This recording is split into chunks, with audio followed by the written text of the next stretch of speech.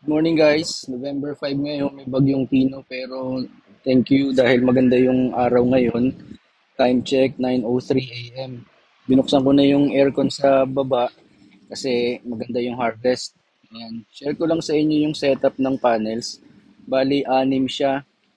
TCL brand, 620 watts bawat isa. Ayan.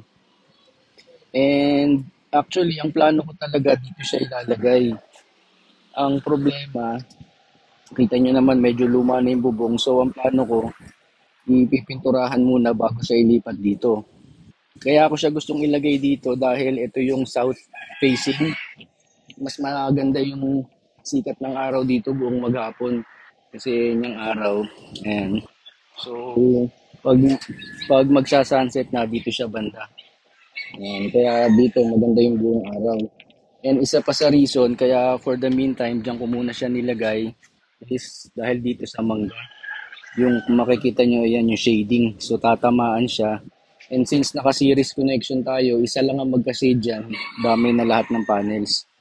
Hindi ko pa kasi mabawasan ng mangga at maraming, ayan, nakikita nyo, marami siyang bulaklak ngayon. Siguro pagkatapos magbunga, ayan, magbabawas ako. Then pag napinturahan na, lilipat ko siya dito para mas ma-maximize natin yung harvest ng solar.